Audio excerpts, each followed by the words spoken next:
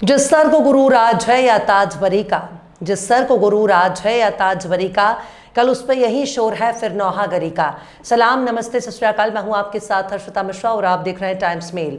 Israel और America के लिए गजा एक ऐसी नाक की लड़ाई बन चुकी है जिसकी शर्मनाक हार को जीत में तब्दील करना बहुत मुश्किल हो रहा है। अगर अमेरिका ने इजराइल के जरिए गजा पर जीत हासिल नहीं किया तो ये गजा उसकी नाकामियों का एक नया गवाह बन जाएगा।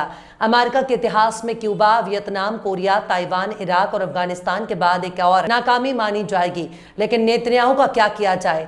नेतन्याहू के लिए गजा पर जीत हासिल करना इज्जत बनाई है। एक तरफ इजराइल के फौजी गजा का नाम सुनकर कोसों दूर भाग रहे हैं, एक तरफ इजराइल के फौजी गजा जाने से इनकार कर रहे हैं, एक तरफ गजा में मौजूद इजराइल के फौजी जल्द से जल्द वापस अपने घर लौटना चाहते हैं, एक तरफ गजा से लौटकर इजरायली फौजी खुदकुशी कर रहे हैं, एक तरफ गजा से घायल होने वाले पागल खाने जा रहे हैं, तो वहीं दूसरी तरफ इजराइल का वजीर आजम बेंयामिन नेतन्याहू बिन पैंदी का लोटा बन चुका है। अपने ही फौजियों की लाशें उसे नजर नहीं आ रही हैं। वो अपनी शिकस्त को जीत में तब्दील करना चाहता है और इसके लिए ज़रूरी है कि गजा पर पूरी तरह से कब्जा हो जाए।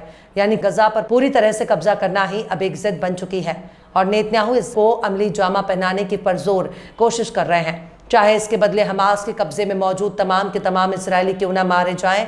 नेतन्याहू का साफ कहना है कि इजरायली बंधक मरते हैं तो मर जाएं। अब गजा पर पूरी तरह से कब्जा हमारा मकसद है, चाहे सारे के सारे इजरायली बंधक मारे जाएं, पर कब्जा ज़्यादा ज़रूरी है। पर इजराइल की फौज ही नेतन्याहू के इस कदम से बेहद नाखुश है। खुद इजरायली मिलिट्री के चीफ नेतन्याहू के फैसले को बहुत बड़ी गलती के तौर पर देख रहे हैं, अपने फौजियों के लिए खतरनाक मान रहे हैं, क्योंकि इजरायली फौज बहुत थक चुकी है। इजरायली डिफेंस फोर्स के चीफ नेतन्याहू के इस कदम से खुश नहीं है, क्योंकि बंधक मारे जाएंगे जिनको छुड़ाने के लिए ही गजा की जमीन पर अपनी फौज उतारी गई थी।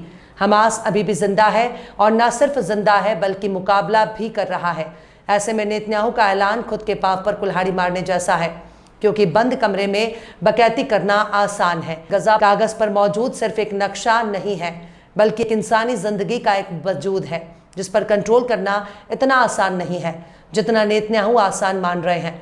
गजा एक इलाका है जहां इजराइल अपने मकसद को अब तक हासिल नहीं कर पाया। इसी खुन्नस में आम फिलिस्तीनियों को मार रहा है, उन पर बमबारी कर रहा है, फिर भी हमास इजरायली फौजियों को निशाना बनाकर वापस चला जाता है। इजरायली डिफेंस फोर्स के सरबराह नेतन्याहू के इस फैसले को इजरायली फौज के लिए एक जाल के तौर पर देख रहे हैं, एक खतरनाक ट्रैप के तौर पर देख रहे हैं। लेकिन नेतन्याहू चाहते हैं कि कैसे भी करके हमास को शिकस्त दी जाए। पर सबसे बड़ा सवाल यह है कि नेतन्याहू बीते 2 साल में जिस हमास को ना हरा सके, जिस हमास को खत्म ना कर सके, जिस हमास के सुरंगों को पूरी तरीके से तबाह बर्बाद ना कर सके, यहाँ तक कि खुद अपने ही बंधकों को ना छुड़ा सके, वो हमास को कैसे हराएंगे? गजा की जंग का ऐलान करते वक्त इसे महज कुछ दिनों का खेल बताया था, पर अब तो 2 साल होने वाले हैं। इसराइल का मकसद अब तक पूरा नहीं हो सका। हमास के बड़े बड़े सियासी और फौजी लीडर मारे जा रहे हैं, फिर हमास लड़ रहा है, इजरायली फौज को टक्कर दे रहा है। जिस मकसद को नेतन्याहू 2 साल में हासिल ना कर सके, अब उस मकसद को कैसे हासिल कर लेंगे, जबकि खुद की फौज बागी हो चुकी है। इजराइल के फौजी खुदकुशी कर रहे हैं। वो 2 टांग पर गजा में जाते हैं, पर लौटते वक्त उनकी अपनी टांग सलामत नहीं रहती। जिंदा रहते हैं तो गजा के दर्द से करहाते हैं। उनको सपने में भी गजा नजर आता है। वो अपने 2 पैरों पर जाते हैं, पर उन्हें 4 कंधों पर उठाकर मिलिट्री कब्रिस्तान में लाया जाता है। यानी वो मर चुके होते हैं। पीछे रह जाते हैं उनके माँ बाप, अकेले रह जाते हैं उनके बीवी बच्चे, और अभी तो उन बंधकों के माँ बाप अभी भी अपने बच्चों को देखने के लिए तरस रहे हैं, जो बीते 2 साल से हमास के कब्जे में है।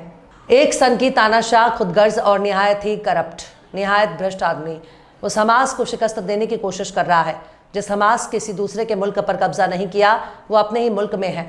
नेतन्याहू उस हमास को जड़ से मिटाने पर तुले हैं जो काम किसी जमाने में इजराइल के सबसे बड़े माई बाप क्यूबा में फिदेल कास्त्रो के साथ करना चाहते थे, जो काम वियतनाम में वियतनामी फाइटर वियत कांग के साथ करना चाहते थे, जो काम अफगानिस्तान में तालिबान के साथ करना चाहते थे, पर कुछ नहीं कर पाए।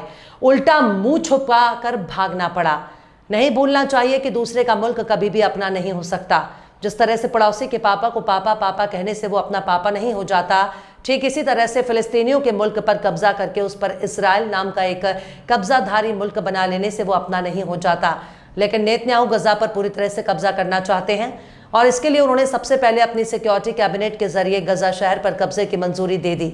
वो अपने उन बंधकों को भी जिंदा नहीं देखना चाहते जो इस वक्त हमास के कब्जे में है, जिनको छुड़ाने के लिए गजा की जंग शुरू की गई है।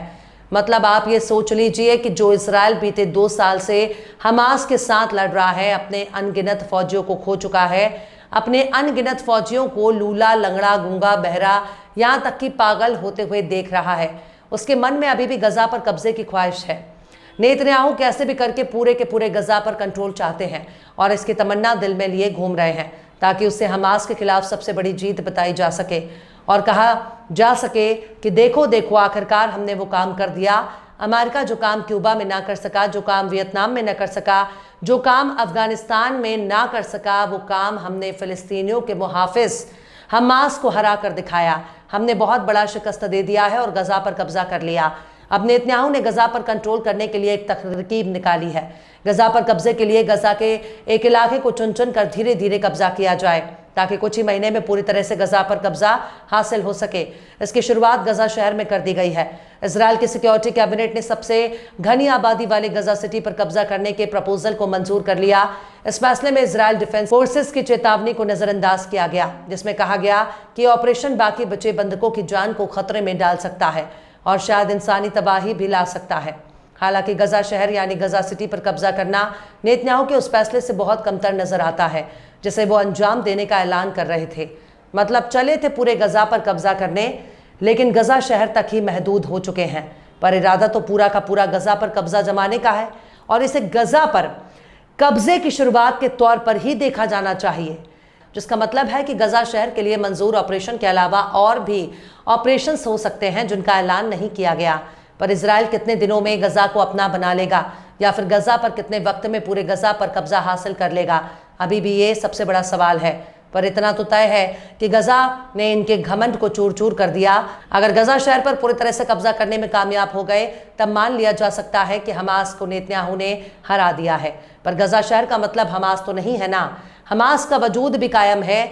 गजा शहर में ही हमास अपने वजूद को साबित कर सकता है।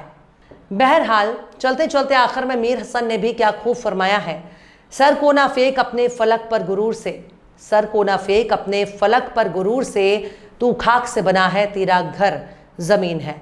फिलहाल इस घर में बस इतना ही। इस पूरी खबर को शम्स तबरेज़ ने लिखा है, जिन्हें आप ट्विटर पर भी फॉलो कर सकते हैं। ट्विटर हैंडल है @शम्स तबरेज़ काजी। ये वीडियो आपको कैसा लगा कमेंट बॉक्स में जरूर से बताइएगा। वीडियो पसंद आए तो लाइक करें, शेयर करें और बेबाक, निष्पक्ष, स्वतंत्र पत्रकारिता को सपोर्ट करने के लिए आप हमारे चैनल टाइम्स मेल को जरूर से सब्सक्राइब करें और हाँ, बेल आइकन की घंटी वाली बटन आप जरूर से दबा दें ताकि आपको हमारे आने वाले नए वीडियो की नोटिफिकेशन फौरन ही मिल जाए। फिर मिलते हैं किसी और वीडियो में एक नई खबर के साथ। हर्षिता मिश्रा को दीजिए इजाजत। जय हिंद। अगर अभी तक आपने हमारे चैनल टाइम्स मेल को सब्सक्राइब नहीं किया है तो जल्दी से सब्सक्राइब कर दें और बेल आइकन भी प्रेस कर दें।